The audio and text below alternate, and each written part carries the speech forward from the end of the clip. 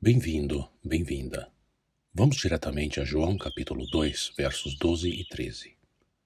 Depois disso, ele desceu a Cafarnaum com sua mãe, seus irmãos e seus discípulos.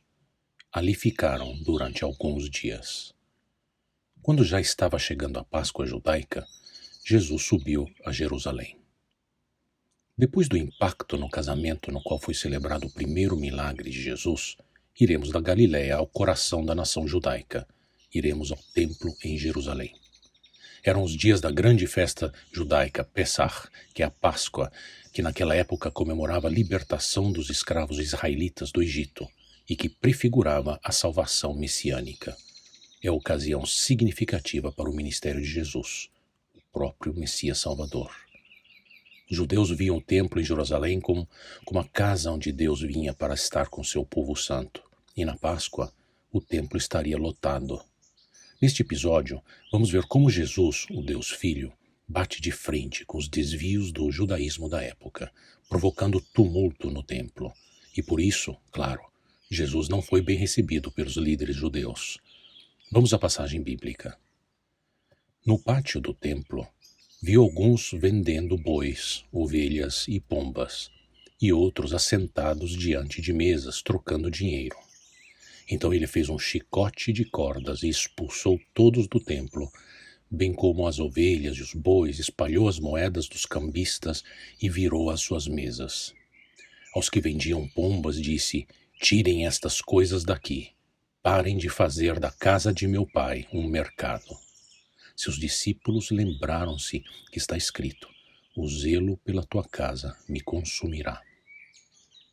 1000 anos antes deste evento, o rei Davi escreveu no Salmo 69, verso 9, "Pois o zelo pela tua casa me consome, e os insultos daqueles que te insultam caem sobre mim."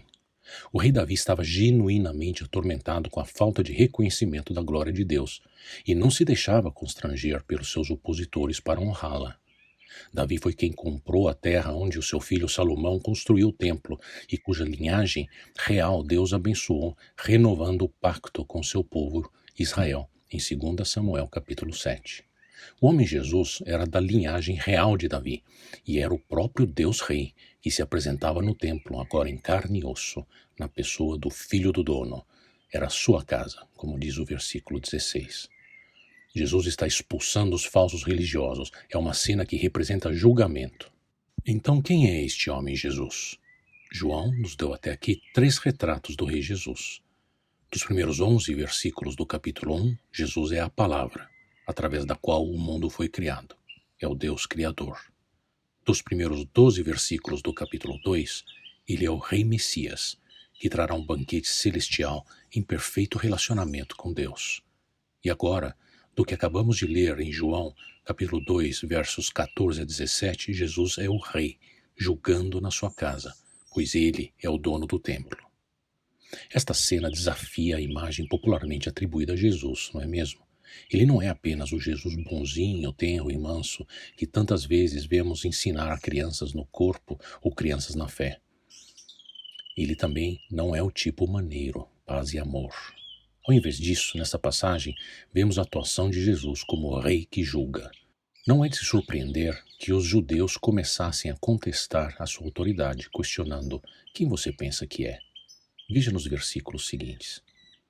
Então, os judeus lhe perguntaram: "Que sinal miraculoso o Senhor pode mostrar-nos como prova da sua autoridade para fazer tudo isso?"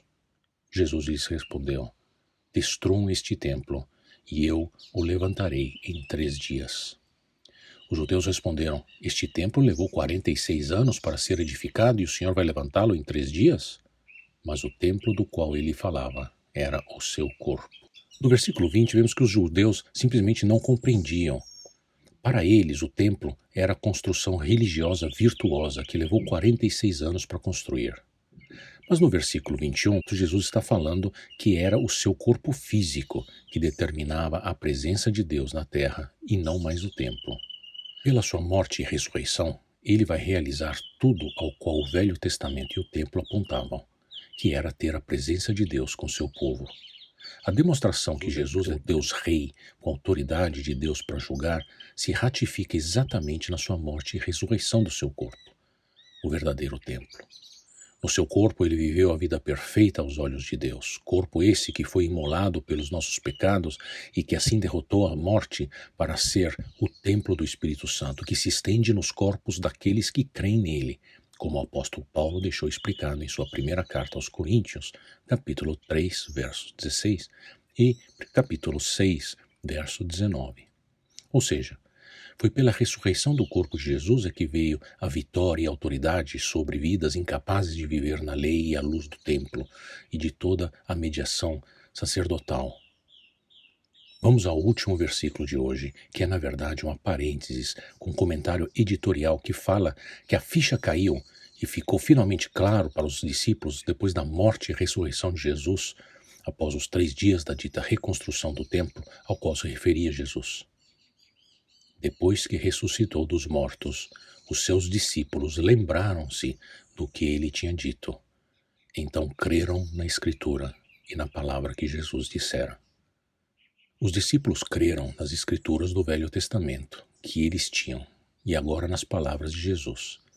E assim receberam eles mesmos o Espírito Santo para fundar a Igreja de Cristo.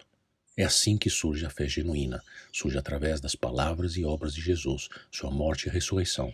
Surge através da palavra de Deus, a Bíblia, que hoje temos com as Escrituras também do Novo Testamento, escritas ainda com aquela geração de testemunhas oculares em vida, Escritura deixada-nos através dos primeiros discípulos pelas pessoas dos apóstolos de Jesus.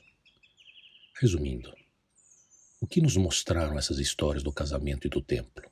Primeiro, mostra que Jesus sempre age para revelar a sua glória e não para massagear o próprio ego, aprazendo a sua rede social com o polegar positivo. Segundo, essas histórias do casamento e do templo nos levam a acreditar que Jesus é o Deus Rei, que Ele veio para nos salvar da morte, que Ele é o Senhor e Juiz de todos nós. Como cremos nisso? Observe o que Jesus falou e o que Ele fez até a sua morte e ressurreição.